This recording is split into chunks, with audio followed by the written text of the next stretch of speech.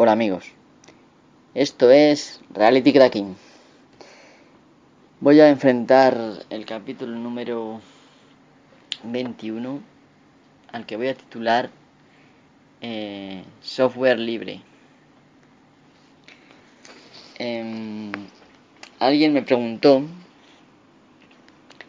ayer, sin ir más lejos, creo que fue, que era, que tenía dudas en lo que respecta al software libre, y entonces pues yo decidí pensar un poco sobre el tema porque pensé, ¿qué le digo? El tema del software libre es un tema de los más confusos que hay. No me extraña que esté confundido este hombre. A ver si veo por aquí quién fue el amigo que me lo dijo. Me gusta mucho. Vale, fue Luis CS, arroba Luis CS, el que comentó esto. Me dijo: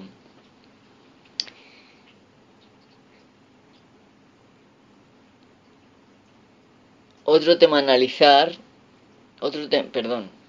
analizar lo que es el software libre, su definición. Se confunde mucho con software gratuito o de mala calidad. Bueno, en efecto, empieza, pone que se llama Miguel, ¿vale? Pero él es arroba LuisCS. A ver, LuisCS, sí, LuisCS. Vale. Empieza así porque preguntaba yo de qué podría hablar en el caso de que decidiera hacer un podcast sobre Linux. Es un tema que varias personas me han pedido ya que ahonde en ese tema, que lo explique de mi manera y tal. Y bueno, pedí un poco ayuda a ver cómo lo enfocaba porque es un tema muy amplio. Y desde mi perspectiva, pues claro, yo soy un usuario de Linux y pues yo lo veo de una manera. Lógicamente mi manera de verlo no es igual que a lo mejor la manera que lo ve otra persona. Pues ahí me dieron varias pistas y entre esas perlas que me ofrecieron y tal, pues salió este tema del software libre. Es un tema que yo tenía pensado en un principio tratar porque, pues como imagino que iréis viendo en mis podcasts, mis episodios anteriores, soy una persona preocupada un poco por cómo está degenerando pues el mundo y la sociedad moderna. Yo creo que ellas van siendo muchas de las cosas que pasan síntomas de una sociedad enferma, pero no enferma a nivel de un país, no, es un algo sistémico mundial y en parte, pues obviamente el primer mundo somos los culpables. Y digo somos porque, siempre se puede hacer algo. Vale, pero volviendo al tema del software libre, porque, no quiero que este podcast sea uno de esos eternos que estoy aquí 3 horas. Y promete ser un poquito largo, ¿vale? Pensé, ¿cómo enfoco este tema? Porque es un tema en el que no quiero enfocarlo exclusivamente en la diferencia entre software libre y software gratis, lógicamente. No, quiero que se vea un poco lo que es el software libre desde el punto de vista de una persona que si bien parece que se le ha ido un poco la olla últimamente, o que lleva ya ida mucho tiempo, pues creo que sus orígenes y su forma de pensar eh, a la hora de crear esta idea del software libre, pues creo que eran válidos, ¿vale? Sus ideas eran válidas. Hablo de Richard Stallman. Muchos lo conoceréis. Incluso habréis oído hablar de él incluso como loco y tal. Bueno, yo no voy a criticar a las personas que han podido decir esto porque lo ha dicho mucha gente, ¿vale? Yo en algunos casos también y reconozco que se le ha ido la pinza bastante, pero ciertamente pues cuando empezó este hombre a pensar en ese tema, creo que sus ideas eran bastante válidas y bastante normales de lo que debe ser una sociedad donde la gente se ayuda entre sí y convive de la mejor forma posible, y donde uno se abre a sus vecinos, a la gente con la que pasa el día, y no se queda con el móvil concentrado en lo que pasa fuera y a kilómetros de distancia de él, ¿vale? Bueno, pues entonces, para un poco explicar su punto de vista, aquel punto de vista válido, pues había pensado recomendaros una lectura, pero como sé que a muchos de vosotros os va a dar pereza, pues voy a leerlo yo, ¿vale? Os lo voy a leer y os voy a ahorrar el trabajo. Quizá muchos consideréis que esto es un coñazo y tal, porque bueno, leer las palabras de un loco y tal, bueno. Si queréis, pues dejar de escuchar este podcast. Voy a leer un fragmento de la historia de GNU, sin llegar, por supuesto, al tema de GNU. Voy a simplemente la parte que habla de software libre. Y bueno, creo que es muy interesante y sobre todo creo que abrirá muchos ojos a mucha gente que yo creo que está equivocada en cuanto a lo que significa ganar dinero honradamente y a lo que realmente estamos llegando hoy en día, ¿vale? Y voy a empezar, ¿vale? A leerlo.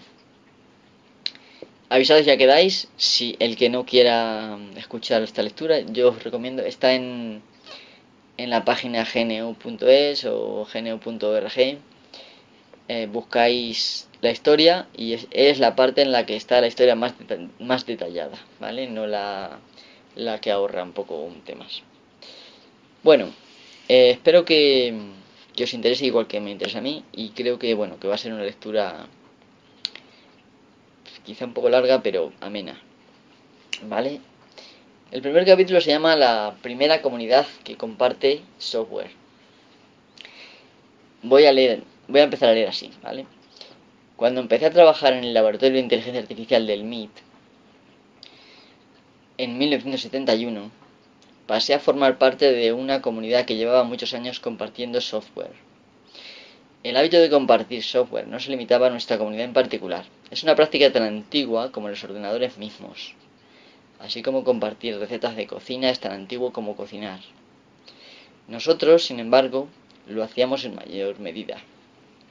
En el laboratorio de inteligencia artificial se usaba un sistema operativo de tiempo compartido llamado ITS, que había sido diseñado y escrito en lenguaje ensamblador por los hackers empleados del laboratorio para el PDP-10, uno de los ordenadores más grandes de la época, fabricado por la empresa Digital, ¿vale? Se pronunciaría. Como miembro de esta comunidad y hacker empleado del laboratorio, mi trabajo consistía en mejorar dicho sistema. No llamábamos software libre a nuestro software porque ese término todavía no existía, pero era exactamente eso. Cuando alguien de otra universidad o de una empresa quería adaptar un programa para utilizarlo, se lo permitíamos de buen grado. Si se veía a alguien usar un programa que era desconocido e interesante, siempre se le podía pedir que nos mostrara el código fuente para leerlo, modificarlo o tomar partes del mismo para hacer otro programa. El uso del término hacker aquí en esta parte no es para referirse a un violador de seguridad, ¿vale? Esto es un malentendido, pues que ha sido provocado mayormente por los medios de comunicación masiva. Los hackers pues rechazamos el significado y pues se continúa usando la palabra para designar a alguien a quien le gusta programar, pues que disfruta de la inteligencia lúdico, en plan de pues es puzzles mentales y tal, o la combinación de ambos, ¿vale? Vale, vamos a pasar al siguiente capítulo. Se titula El colapso de la comunidad. La situación cambió drásticamente a comienzos de los años 80, cuando la empresa Digital interrumpió la fabricación de la serie PDP-10. Su arquitectura, elegante y poderosa en la década de los 60, no podía adaptarse de forma natural a los amplios espacios de direccionamiento ya factibles en los años 80. Por consiguiente, casi todos los programas que integraban el sistema ITS resultaban obsoletos. La comunidad hacker del laboratorio de inteligencia artificial ya se había desintegrado no mucho antes. En 1981 la compañía derivada Symbolics contrató a casi todos los hackers del laboratorio y la comunidad diezmada no pudo sobrevivir. Cuando el laboratorio compró un nuevo PDP-10 en 1982, en lugar de utilizar el sistema de uso compartido de ITS, los administradores optaron por el sistema de Digital, que no era libre. Los modernos ordenadores de aquella época, como el VAX o el 68020, tenían sus propios sistemas operativos, aunque ninguno de ellos era software libre. Había que firmar un acuerdo de no divulgación incluso para obtener una copia ejecutable. En otras palabras, el primer paso para poder utilizar un ordenador era prometer que no se ayudaría al prójimo. Se prohibía la existencia de una comunidad cooperativa, y los dueños del software privativo establecieron la siguiente norma: si compartes con tu prójimo, eres un pirata. Si quieres algún cambio, tendrás que rogarnos que lo hagamos. La idea de que el sistema social del software privativo, un sistema que impide la práctica de compartir o modificar el software, es antisocial, contrario a la ética, sencillamente incorrecto, puede sorprender a algunos lectores. Pero ¿qué otra cosa podríamos decir de un sistema cuyo funcionamiento es la disgregación y la indefensión de las personas? Es probable que estos lectores den por supuesto el sistema social del software privativo, o que lo juzguen en función de los términos planeados por las empresas que desarrollan software privativo. Los distribuidores de software se han esforzado mucho y durante mucho tiempo para convencernos de que no existe otra manera de abordar el tema. Cuando los distribuidores de software hablan de ejercer sus derechos o de acabar con la piratería, lo que dicen es en realidad secundario. El verdadero mensaje se esconde en suposiciones tácitas que ellos dan por sentadas y pretenden que el público las acepte sin cuestionamientos. Vamos a examinarlas. Una de las suposiciones es que las empresas de software tienen el derecho natural e incuestionable a poseer el software y por lo tanto a detentar el poder sobre todos los usuarios. Si se tratara de un derecho natural no podríamos objetar nada, independientemente del prejuicio que esto causaría al público. Lo interesante es que la Constitución de los Estados Unidos de América y el derecho tradicional rechazan este punto de vista. El copyright no es un derecho natural, sino un monopolio artificial impuesto por el Estado que limita el derecho natural de los usuarios a copiar.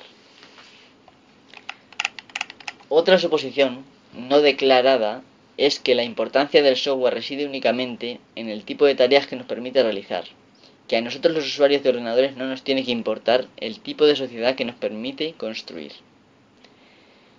Una tercera suposición es que no dispondríamos de software útil, o que nunca tendríamos un programa para realizar tal o cual tarea en particular, si no le otorgáramos a una empresa la facultad de ejercer poder sobre los usuarios del programa. Esto puede haber sonado plausible antes de que el movimiento de software libre demostrara que se puede desarrollar muchísimo software útil sin necesidad de ponerle cadenas. Si decidimos no aceptar tales suposiciones y analizamos estas cuestiones según criterios morales corrientes y el sentido común, poniendo a los usuarios en primer lugar, llegaremos a conclusiones muy distintas. Los usuarios de ordenadores han de ser libres de modificar los programas para ajustarlos a sus necesidades y de compartir el software, porque la cooperación con los demás constituye la base de la sociedad.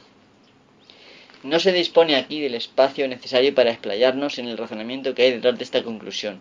Por este motivo solicito al lector que consulte una página que se llama www.gnu.org/philosophy/yfree.html. Si leéis el artículo que es fácil de encontrar, pues podréis verlo, ¿vale? Bueno, aquí voy a hacer un inciso porque creo que esto es muy interesante. Estamos tan habituados a dar por válidas todo lo que nos hacen tragar, gentuza como Microsoft, Apple, el tan traído y llevado Apple, ¿vale? Esta gente lo único que quiere es nuestro dinero y le da igual nuestras libertades y no les importa cambiar nuestra forma de ver una sociedad con tal de ellos enriquecerse, ¿vale? Yo creo que todo esto sería algo obvio para todo el mundo, pero es que nos tienen tan convencidos de que lo suyo es lo normal, pues que ya ni siquiera protestamos ni nos quejamos. Y encima Apple es maravilloso, Microsoft es maravilloso, me da igual, ¿vale? Y tal y tal y tal. Y lo que hace es arte, ¿vale? El arte, estimados oyentes, vale, que yo no odio a nadie ni por usar Apple. De hecho, yo tengo dos dispositivos de Apple. Tengo el iPad y tengo un iPod Touch recientemente comprado a Jaime alias Ecologista, ¿vale? Que es el que tenía Rupert, ¿vale? El hombre de las 1000 SIM. Vamos a ver. Yo no odio a nadie, sinceramente. Pero una cosa es que no odie a nadie y otra cosa es que no vea que la gente se engaña. Y es una cosa que me duele ver, pero no puedo. No encuentro formas digamos, no ofensivas para que la gente despierte, ¿vale? Y es algo que igualmente ya está esto y tal y cual. Bueno, pues vale. Seguid como queráis. Yo voy a intentar abriros los ojos por todos los medios, igual que otros usan medios para lavaros el cerebro, para sacaros las perras. Yo lo que quiero es que despertéis ya de una puta vez, ¿vale? Bueno, el caso es que esto es una cosa que debería ser obvia para todo el mundo. La sociedad humana, por definición y porque somos humanos, es normal la colaboración y es normal el ayudar al vecino, al amigo. Esto siempre ha sido normal, se han compartido todos los libros, la ropa, todo, todo, todo, todo. De repente sacan una cosa nueva, el software, y nos dicen que no. Oh, no, por Dios, no se puede compartir. El vecino lo tiene que comprar también y el amigo también y no sé quién también. Y nosotros vamos y nos lo tragamos. Vamos a ver, el software es como un libro. Bueno, sí, más o menos parecido. Es un escrito. Yo estoy de acuerdo en que la persona que lo escribe debe recibir un dinero. Y de hecho lo reciben. Y lo reciben a conciencia y a saco. Pero no tiene que estar ese hombre viviendo toda su vida de haber creado una cosa. Que de hecho los trabajadores de Microsoft, de Apple y del resto de las empresas de este tipo, las personas ya reciben su sueldo. Es una persona a la que se está enriqueciendo. Una persona o dos o tres, a la que se está enriqueciendo a costa de todos sus empleados y de todos los que somos los usuarios. Y no les basta con enriquecerse de una manera normal y honrada, sino que también tienen que engañar. Bueno, vamos a seguir leyendo porque viene lo que es el penúltimo capítulo, que está también bastante interesante. Bastante interesante. Espero no aburriros, porque la verdad es que leer es un poco aburrido, pero bueno, también lo voy a rociar con mis comentarios y espero sinceramente que no ofenda a nadie, porque no quiero ofender a nadie. De hecho, yo hago este podcast un poco con la esperanza de ayudar a los demás, porque llevo muchos años existiendo y tengo la sensación de que no he hecho nada en mi vida por ayudar a los demás. Y que he estado siempre preocupado por el dinero y por ganar dinero. No, señores. Si no, el dinero no queda luego. Y total, lo utilizamos para comprar chorradas que no necesitamos. Hay que basar la vida en ayudar a los demás, en resultar útil a los demás. No digo yo que yo sea el... Quizá para dar ejemplo aquí, ¿vale? No lo soy, pero hay muchos ejemplos por ahí que podéis fijaros, que no han ganado un duro en su vida y han ayudado a los demás. No digo que no busquéis vuestra vida y tal, pero un poco seamos racionales, ¿vale? Bueno, el siguiente capítulo se titula Una dura elección moral. Este hombre lo tienen entre la espada y la pared. ¿Qué hace? Seguir con sus inclinaciones naturales hacia una sociedad que comparte y que se ayuda, o pasar por el aro y firmar y tal. Bueno, pues vamos a ver lo que pasa. Al desaparecer mi comunidad, me resultó imposible continuar como antes. Tuve que enfrentar una dura elección moral. La opción más fácil era unirme al mundo del software privativo firmando acuerdos de no divulgación y prometiendo no ayudar a mis compañeros hackers. Es muy probable que también hubiera tenido que programar software que se entregaría bajo acuerdos de no divulgación, incrementando así la presión para que otras personas también traicionaran a sus compañeros.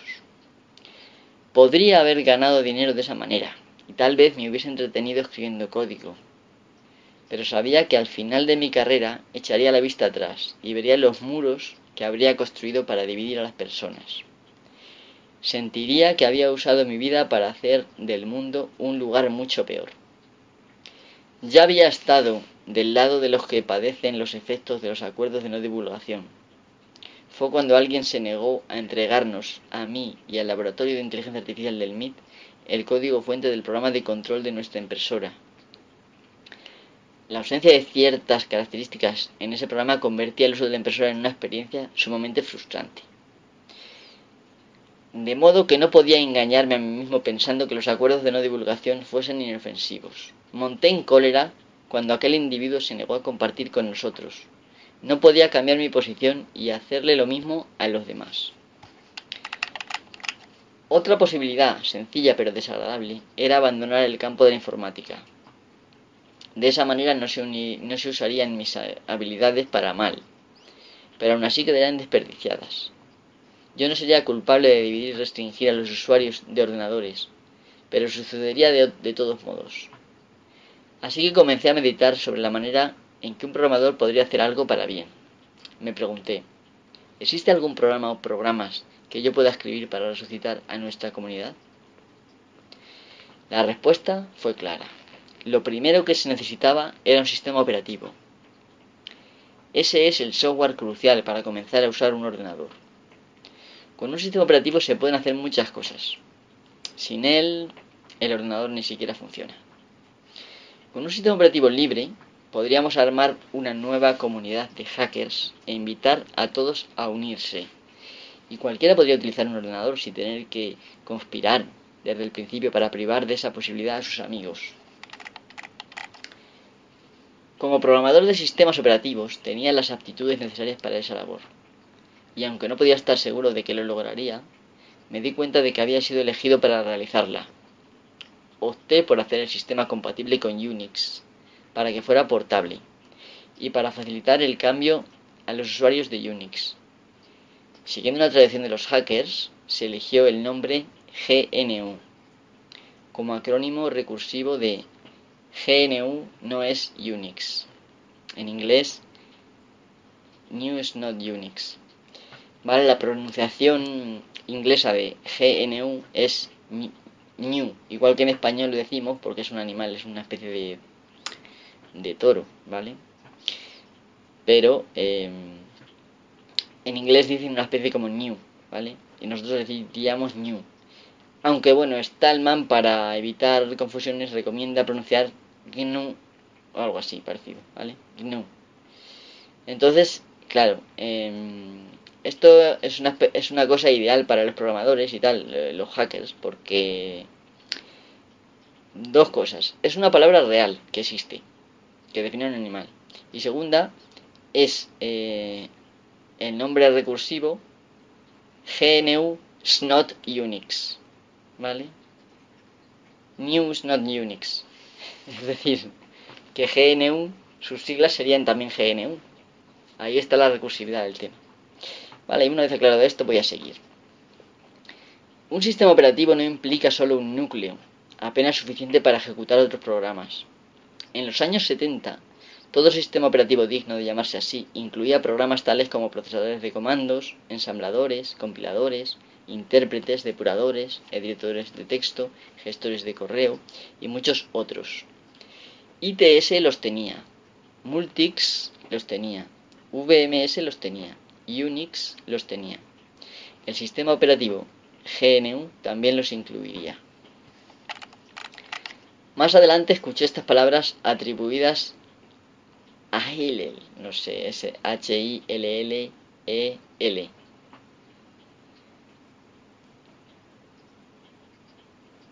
Dice esta cita, dice, si yo no me ocupo de mí, ¿quién lo hará?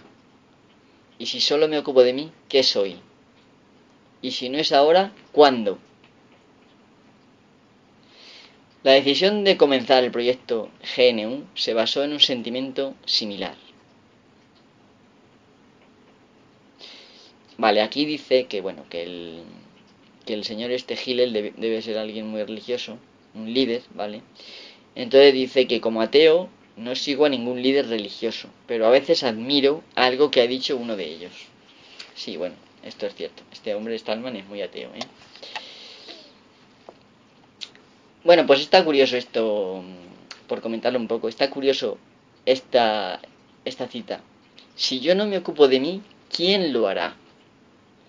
Y si solo me ocupo de mí, ¿qué soy? Y si no es ahora, ¿cuándo?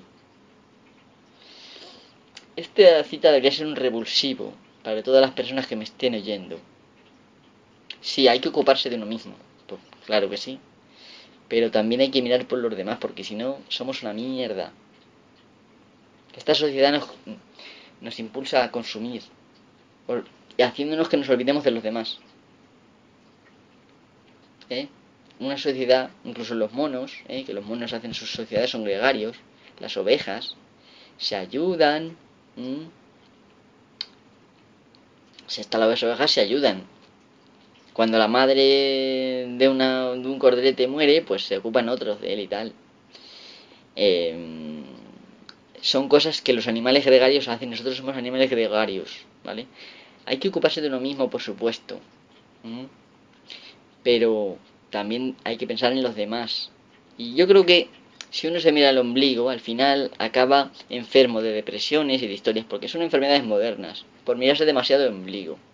Hay que mirar a los demás y ocuparse de ellos. Y si no es ahora, ¿cuándo? Los perezosos, yo soy un poco vago, lo reconozco. Lo he sido durante toda mi vida. Y bueno, aunque soy inteligente, o eso creo, no he sido nunca un buen estudiante, sobre todo si no me gustaba la materia. Bueno, más bien era cuando no me gustaba la materia. Si me gustaba, no hacía falta que nadie me dijera que estudiara. Bueno, la verdad es que la educación de hoy en día da asco. Y yo dije, ¿para qué perder el tiempo? Y me dediqué a lo que me gustaba. Esto es así. Y no me ha ido mal. Así que bueno. Vuestros hijos, no sé. En las escuelas no es que estén perdiendo el tiempo, pero tampoco hay que despreocuparse de la educación de los hijos. ¿Vale? Bueno, y como no quiero entrar en este tema, voy a seguir. Hay que moverse ya. Si quieres hacer algo, hazlo ya y empieza ya. No lo dejes para mañana, porque mañana a lo mejor dices, bueno, mañana otra vez. Hay que hacer las cosas ya. Y haciéndolas pensando en los demás. Más que en uno mismo siempre. Aunque bueno, de uno mismo también hay que ocuparse, ¿vale? Bueno, y vamos a continuar con el último ya capítulo. Es cortito, ya nos queda poquito. ¿Vale? Este capítulo se titula de la siguiente manera. Free en su acepción de libertad. Free en su significado de libertad, ¿vale? La expresión free software a veces se malinterpreta. No tiene nada que ver con el precio. Se trata de la libertad. He aquí la definición de software libre. Vale, antes de seguir leyendo, os voy a explicar que es que en inglés free, la palabra free, significa libre y gratis. De ahí que se confundan tanto. Aquí en España es más complicado que nos confundamos. Vale, pero es esto. Es software en el sentido de la libertad, no de gratis. Uno puede cobrar por su trabajo, pero que lo que distribuya, pues que sea libre. Que dé libertad a los usuarios. Vale, voy a seguir. Un programa es software libre para usted, como usuario particular, si le ofrece las siguientes libertades. La libertad para ejecutar el programa como usted desee y para cualquier propósito. ¿Vale? Muchas veces te dicen, solo puedes usarlo para esto y no puedes usarlo para nada más. Y a lo mejor hay programas que tienen más usos, pero esos usos no quieren que los uses. Pues esto es para esto, ¿vale? Este hombre se preocupó de buscar todas las formas posibles en que nos engañan para hacer el software privativo y restrictivo y para definir lo que era el software libre. Vale, segunda parte. La libertad para modificar el programa con el fin de adaptarlo a sus propias necesidades. Para poder ejercer esta libertad en la práctica, usted debe tener acceso al código fuente. Si no se dispone del código fuente, la tarea de incorporar cambios en un programa resulta extremadamente difícil. Esto es lo típico. No nos dan el código fuente por una razón muy sencilla. Porque no quieren que lo modifiquemos, quieren ellos seguir haciendo 4 modificaciones chorras, engordando el código para que tengamos que comprarnos otro ordenador el año que viene, y seguir ganando dinero con el mismo programa. Así de claro. Y esto nos lleva a que la evolución tecnológica a través del software sea más lenta. Esto es una cosa que yo muchas veces he dicho y que creo que es verdad. Y esto es un mecanismo que demuestra que es verdad. Si quieres vender la misma chorrada 30 veces, cambiando poquitas cosas, vendiéndola como si fueran la hostia, pero no es nada más que 4 modificacioncillas. Modificas un poquito la cara y ya la. A venderlo como si fuera nuevo. Llevamos cuántas versiones de Office, por no mencionar otros programas. Más o menos todos, todas las compañías usan este tipo de gestión de las versiones, ¿vale? Vale, tercera parte de la definición. La libertad para redistribuir copias, ya sea gratuitamente, ya sea a cambio de una suma de dinero. Vale, esto es una cosa que no quieren que hagamos. O sea, si yo he comprado, no puedo redistribuir. No, porque es que son... Uy, no, que ese es mi dinero. Si tú ya me lo has vendido a mí, una vez que llega el usuario debería ser totalmente abierto. Esto es, claro, lo que más nos hace dudar. Incluso a mí que estoy aquí, que ya tengo bastantes tablas en esto de pensar, te hace dudar. Pero no hay que dudar en absoluto. Tú te compras un libro y las letras que están ahí impresas son tuyas. Es abrir el libro y leerlas. Lo natural es que cualquiera lo pudiera leer. Pues en esto del software, aunque nos lo pongan difícil, son letras también. Tu ordenador es el que las lee, no tú. Pero las lee alguien también. ¿Por qué no las puede leer también el ordenador del vecino? Si ya ganan mucha pasta, y ya os digo que los trabajadores que están allí cobran, y con toda la piratería que dicen que hay, con toda la piratería que dicen que hay, ¿por qué no se arruina Microsoft nunca? Porque Apple sabemos que, bueno, que vende siempre máquina, software. Su software no lo liberan nunca. Esa es su forma de que no haya piratería. Aunque bueno, existe el Hackintosh, que ya sabéis que lo podéis instalar en un ordenador compatible. Pero es lo mismo. O sea, no penséis que el Hackintosh es una cosa, ay, eso es caca. No, es lo mismo. Si consigues un ordenador para el que haya controladores, funcionará. Y perfectamente igual que un iMac o igual que un MacBook Pro o lo que sea. Bueno, que no me quiero enrollar, vamos a la siguiente y última parte de la definición del software libre. La libertad para distribuir versiones modificadas del programa, de modo que la comunidad pueda beneficiarse de las mejoras introducidas. Esto es vital para la evolución de las cosas. Si tú dependes de una compañía para que avanzar, pues lógicamente, porque no te dan el código ni te dan nada, pues el avance va a ser lento.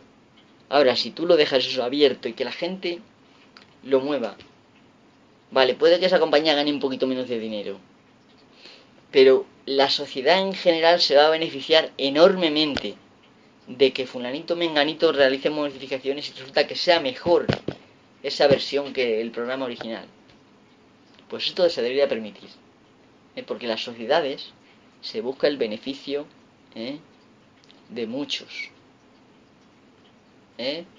Beneficio de uno se somete al beneficio de muchos. Nos están vendiendo la ley contraria. Las leyes, por definición, ya lo he dicho varias veces, por definición son normas para defender a la comunidad frente a individuos. Nos lo venden como si los ricos para defenderse de los pobres. Así nos lo están vendiendo y así nos lo estamos tragando. Pues esto es igual. Si se liberase, por ejemplo, cualquier código Windows mismo, ¿vale? Pues habría gente como yo, otros programadores y tal. Programadores en el sentido pleno de la palabra, que no te da miedo las interioridades. No programadores de Visual Basic, de Visual C++ y tal. No, programadores del sentido pleno. Conocen la máquina, conocemos la máquina y conocemos también el software bien, ¿vale? Pues claro, el sistema, ¿vale? No nos da miedo de meternos, modificar, quitar la guarrería que nos meten, quitar la vigilancia a la que estamos sometidos del sistema, quitar la basura periódica que ponen para que el año que viene te tengas que cambiar de un ordenador. Todo eso haría un Windows cojonudo. Y disfrutaríamos todo el mundo de ello. Y a lo mejor mucha gente diría que el Windows no es tan mierda. Sacaríamos un Windows que funcionara con sistemas de archivos como el ext3, por ejemplo, o el Razer FS, ¿vale? El sistema de ficheros Razer. Hay muchos sistemas de ficheros mejores que NTFS, vamos, muchísimo mejores. Pues se podrían aplicar, se podrían usar con Windows. Esto porque, claro, el hecho de que un programador no se va a limitar a todo el sistema, se puede limitar a una parte, igual que en Linux. No se desarrolla todo uno. Uno desarrolla un controlador, otro desarrolla un programita para esto, otro desarrolla... Al final tienes un sistema hecho por muchos, que funciona y que va de maravilla. Porque la gente busca la utilidad y busca el avance, no busca vender. Entonces esto hace que sea mucho mejor para todos. Yo no digo que no ganen, pero siempre que los gobiernos pongan ciertos límites, que no haya engaños, que no haya pues eso, un parón de la evolución de la tecnología por culpa de el ansia de ganar dinero, cosas pues como las que estamos viviendo y llevamos viviendo mucho tiempo. Entonces hay que permitir que pues que el software, igual que hacen muchos, por ejemplo Firefox, tú tenéis un navegador y está el código fuente disponible, si lo quieres ver y lo quieres modificar, y tú te lo puedes modificar y hacer lo que te dé la gana. Y ahí te aseguras de que no hay espionaje, y si hay errores pues lo puedes arreglar. Y ganan dinero también, Bueno, voy a leer los últimos dos párrafos que vienen esto, para terminar, que eso no termina nunca. Dado que nos referimos a la libertad y no al precio, no existe contradicción alguna entre la venta de copias y el software libre. De hecho, la libertad para vender copias es crucial. Las colecciones de software libre que se venden en CD-ROM son importantes para la comunidad. Y es una buena manera de recaudar fondos para el desarrollo de software libre. Por lo tanto, si no se tiene la libertad para incluir un programa en dichas colecciones, ese programa no es software libre. A causa de la ambigüedad del calificativo free, la gente ha estado buscando alternativas durante mucho tiempo, pero nadie ha encontrado un término más adecuado. La lengua inglesa es de las más ricas en lo que a palabras y matices se refiere, pero carece de un término simple e inequívoco para libre en su acepción de la libertad. La palabra cuyo significado más se aproxima es unfettered, sin cadenas. Otras alternativas como liberated, liberado, freedom, libertad, y open, abierto, no significan lo mismo o presentan otros inconvenientes. Y aquí termina la parte que voy a leer, porque a partir de aquí empieza la historia propiamente dicha de GNU o GNU. Este hombre no se limitó a decirlo, sino que lo hizo. Hizo un sistema abierto, herramientas abiertas, compatible totalmente con lo que había, que era Unix, y ahí tenemos. Y por si no lo sabéis, hoy en día, si no todas, prácticamente todas, porque hay muchas distribuciones de Linux, todas las distribuciones de Linux, si no todas, la mayoría, las más comunes, hay algunas que son empotradas que no lo llevan, pero por decirlo, la gran mayoría, la inmensa mayoría, llevan el proyecto GNU dentro, ¿vale? O sea, las herramientas, los programas que este hombre emprendió y que luego mucha gente ha ayudado, están dentro de Linux, y por eso Linux se llama, porque Linux es el kernel o el núcleo del sistema, pero el sistema operativo es más cosas, no solo el núcleo. En otro podcast explicaré lo que es Linux, ¿vale? El tema de las distribuciones y demás, que también es un poco interesante y complejo y tal. Y veréis que lleva muchas piezas de software ahí. Y las herramientas de GNU, los programas de GNU también van ahí. Por eso se llama el sistema GNU Linux. ¿Vale? Deciros que, bueno, que esto, lo que he leído aquí, es pues un ser humano, digamos, desnudado, con lo que él piensa y lo que él ve normal. Enfrentado, pues obviamente ha pasado mucho tiempo, las formas de lavar el cerebro se han refinado mucho, pues claro, enfrentado a todo lo que es la oscuridad, y se le ha ido un poco la pinza, pero es normal, porque es que todo ha cambiado para peor desde el año 85 que él escribía esto, ¿vale? Pues ha cambiado todo muchísimo más, entonces se le ha ido mucho la pinza. Bueno, deciros que la Free Software Foundation, que fue lo que este hombre que es el presidente y que fue el que lo fundó, pues que en principio se hizo para proteger el proyecto GNU, y pues básicamente al principio se dedicaba incluso a invertir a pagarle programadores para que hicieran código libre, o sea, software libre. Y luego, pues como ya invirtió mucha gente y muchos particulares se dedicaron a desarrollar, pues lógicamente se dedicó al tema legal, a dar seminarios sobre temas legales. Gracias a la Free Software Foundation existen las licencias GPL, que significa licencia pública general. GNU también va incluido en esa palabra, ¿vale? Y que son las licencias con las que se distribuye el proyecto GNU, Linux en sí mismo, o sea, lo que es el sistema Linux, GNU Linux. También el propio kernel Linux también se distribuyó, Linus Torvalds, el autor de Linux. Bueno, el coautor, porque él lo inició, pero luego muchos programadores se le unieron. Y gracias a esta comunidad hoy disfrutamos de un sistema libre, con muchas distribuciones que son completamente libres, en esta idea que acabo de resumir, ¿vale? En esta lectura. Y que, bueno, pues ahí lo tenemos. El trabajo se ha demostrado ya sobradamente que funciona, tanto como negocio, como comunidad y demás. ¿Qué pasó? Bueno, pues que luego en los años 90, a finales, bueno, ya en el 77, 97, 98, por ahí, digamos que hubo gente de las fuerzas oscuras de comerciales y tal, que dijeron, bueno, pues a mí no me gusta lo que dice este tío, es demasiado restrictivo para ganar dinero, según ellos, lógicamente, y idearon pues otro paradigma de libertad, digamos, de software, que se dio en llamar open source o código abierto, fuente abierta, es lo que la traducción más directa. Como sabéis, o si no sabéis ya lo digo yo,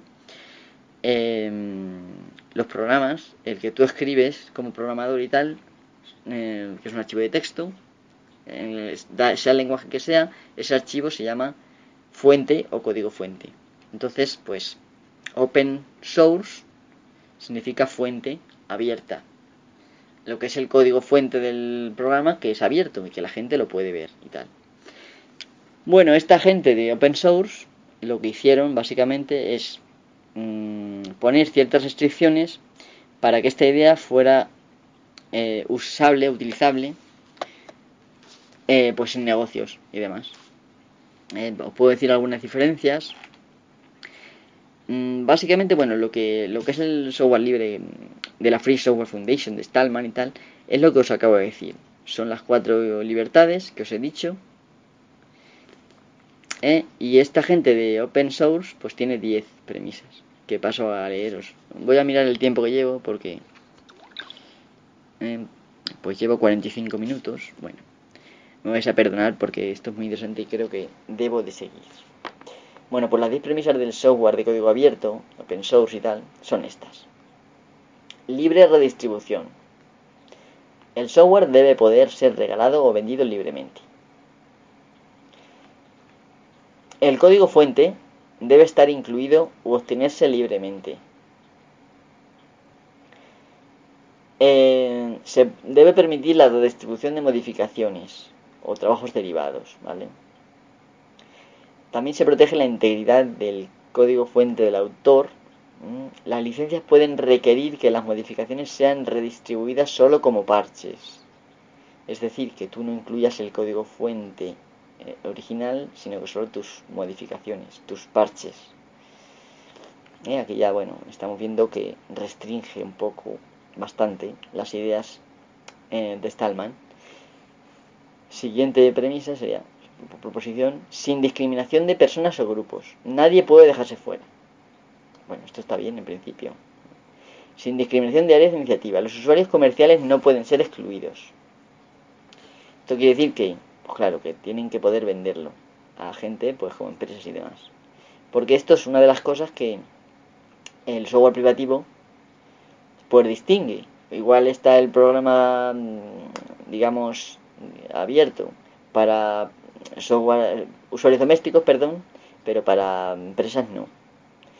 Vale, esto lo que hace es, bueno, pues meter ahí ese concepto que se puede hacer. Distribución de la licencia. Deben aplicarse los mismos derechos a todo el que reciba el programa. La licencia no debe ser específica de un producto. El programa no puede licenciarse solo como parte de una distribución mayor. La licencia no debe restringir otro software. La licencia no puede obligar a que algún otro software que sea distribuido con el software abierto deba ser también de código abierto.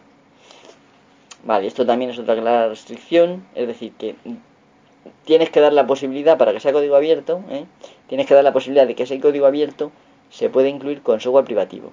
Esto lo dice claramente. O sea, que te pueden dar parte que sea privativo y parte que sea abierto. Y luego por último te dice, la licencia debe ser tecnológicamente neutral, no debe requerirse la aceptación de la licencia por medio de un acceso por clic de ratón o de otra forma específica del medio de soporte del software.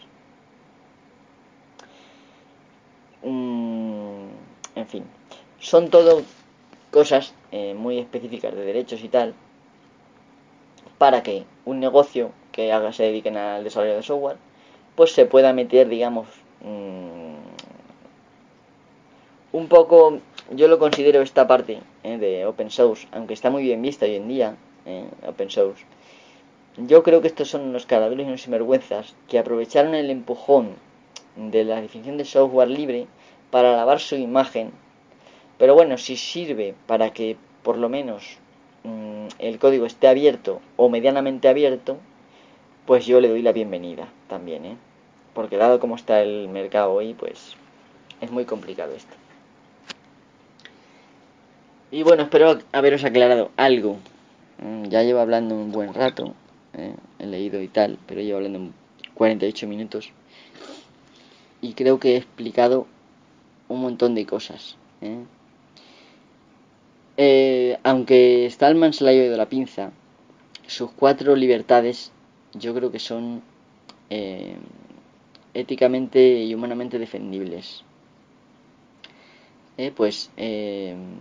La primera libertad, la recuerdo, o libertad cero, ejecutar el programa con cualquier propósito.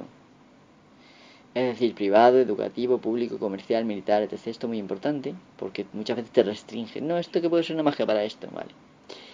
O que te digan, pues no, solamente lo puedes usar para hacer esto. Si luego tiene internamente ese software otras cosas para hacer otras cosas, pues no quieren que lo hagas. Esto en las licencias, bueno, te meten ahí un rollo enorme que como nadie lo lee, se aprovechan un montón. La libertad 1, o segunda libertad, estudiar y modificar el programa. O sea, te tienen que dar el código fuente para que tú puedas modificarlo. Esto yo creo que es muy lógico, ya lo he dicho antes. Y me parece que está bien que lo diga este hombre y yo creo que aquí no se le ha ido la pinza. Distribuir el programa de manera que se pueda ayudar al prójimo. Pues claro, o sea, que se pueda distribuir. Esto es quizá lo que más nos cuesta, ya te digo, ya he dicho antes, entender. Pero es una cosa que siempre se ha hecho. Tú tenías un palo y lo hacías tú el palo. Y tú hacías ese trabajo, lo usabas y luego se lo dabas a otro. Y ese otro se lo daba a otro. Y siempre se ha podido esto hacer. ¿Por qué tú no? A ver, porque sea el software. Bueno, pero si es igual que un palo. Es una herramienta. Ya digo que estamos demasiado elevados la cabeza todos. Yo me incluyo también. Para aceptar este tipo de cosas como pues fraudulentas, piratería. Cosas que son claramente propaganda. Y que han sido creadas pues con una clara intención de abusar de nosotros para que nos gastemos las perlas. ¿Vale? Y luego por último, la última libertad, la libertad 3, empezaba en 0, ¿vale? Distribuir las versiones modificadas propias. Es decir, si yo hago un trabajo derivado, modifico, por ejemplo, el Firefox, pues que yo lo pueda distribuir. Esto facilitaría, pues ya digo, el avance de la tecnología, el que mejorara todo y el ayudarse unos a otros. Yo creo que hay formas honestas de ganar dinero desarrollando y haciendo música, escribiendo libros, pero yo creo que el tema de las patentes clama al cielo. Pero bueno, no me quiero meter porque creo que eso es tema igual para otro podcast. El tema de las patentes, por ejemplo, de las farmacias que patentan que han encontrado una planta en no sé dónde y que cura tal enfermedad, pero la patentan para que ganar dinero. Pues me parece fatal. Fatal, fatal, fatal. Y lo peor es que, claro, como esta gente son los que tienen el dinero y son los que están detrás de todos los gobiernos, pues esto se permite, vamos, ex profeso por todos los gobiernos.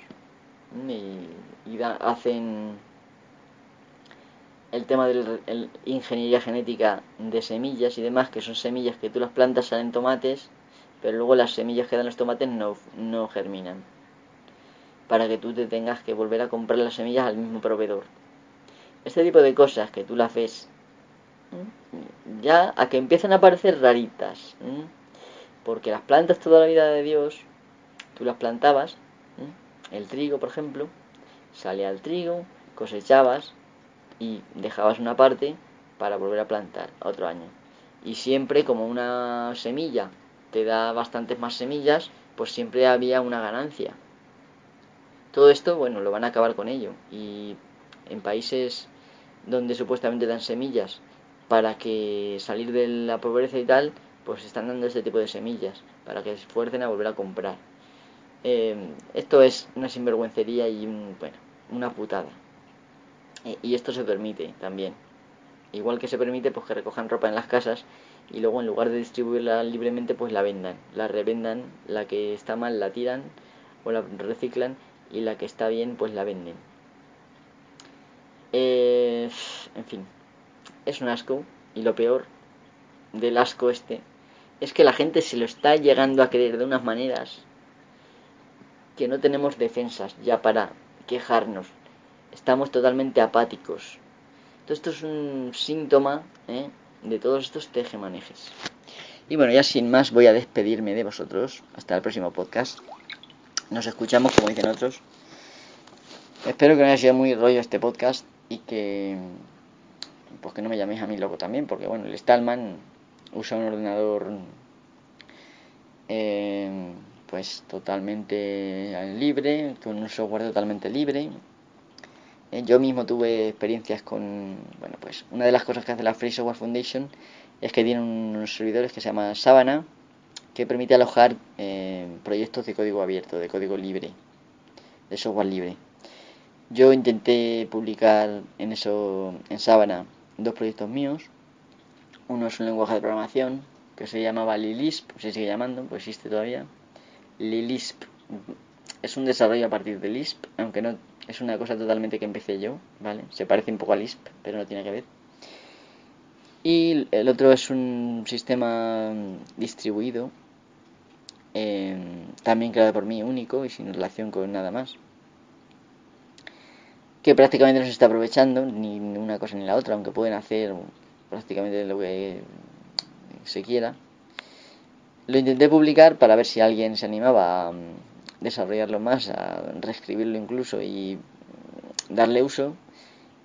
Y bueno, pues como está hecho en Java, y Java pues parece ser que no todo Java es de código de software libre, hay partes que se reservan y que son privativas, pues me dijeron que no, que si usaba esas funciones, pues que no podía ser libre, que lo modificara el código.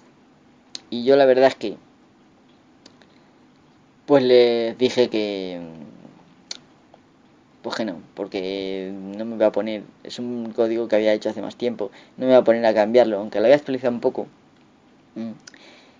Y había cosas pues que si las modificaba, pues que se me trastocaba todo el código, así que no lo iba a cambiar. Y bueno, pues me lo echaron para atrás. La verdad es que los administradores se portaron de fábula, me dieron ideas de cómo hacerlo y tal. Y se portaron estupendamente bien, o sea, no hubo ninguna palabra más alta que otra, ni por mi parte ni por la suya. La verdad es que soportaron incluso mi mal humor, un poco. Porque bueno, uno pretende compartir y no puede compartir porque se usa un lenguaje que no es del todo abierto. Pero mi código es abierto, no es lo que vendéis. Bueno, pues digamos que está en conflicto con su idea del software libre, que bueno, yo lo respeto. Y bueno, pues no me dejaron publicarlo ahí en Sábana. Pues bueno, pues yo me fui con las mismas. Y al final lo acabé publicando en GitHub y ahí está. En resumen, que bueno, que se le va un poco la olla a este hombre, pero la base, la base era buena. Yo no soy como él, yo uso ordenadores normales, uso incluso algo, por ejemplo, los controladores de vídeo y los uso privativos porque los otros no funcionaban bien. Soy un tío normal, pero veo cosas que clavan al cielo y las digo. Y no me importa si pues vienen y me meten a la cárcel por decir esto, pero es que es lo que hay y ya está. No me van a meter porque si no, pues claro, la gente se empezaría a mosquear. Y total, como soy un loco más, pues va, este tío es un pirado y tal. En fin, que muchas gracias por escuchar este tostonaco, que perdonar un poco mi forma de hablar, de la Mancha Centro. Y, y bueno, recordaros de nuevo los medios de comunicación en Twitter, @mhyst, mist, ¿vale? Y tenemos correo del podcast que es rcracking@gmail.com. Rcracking. Recordad que cracking se escribe con CK. Bueno, podéis ver el título del podcast y es Reality Cracking, pues bueno, ya lo habéis cogido, ¿no? Un poco la razón es porque Reality Cracking ya estaba cogido, ¿vale? No es por otra. Y bueno, sin nada más, pues nos escuchamos y hasta el próximo podcast, hasta el próximo episodio. Espero que, bueno, que me sigáis soportando. Muchas gracias por escucharme, de verdad estoy teniendo muy buena feedback a través de Twitter, incluso a través del correo, hay gente que me escribe. Y bueno, todo esto es muy de agradecer. Y venga, ya sí, definitivamente me despido. Venga, hasta la próxima.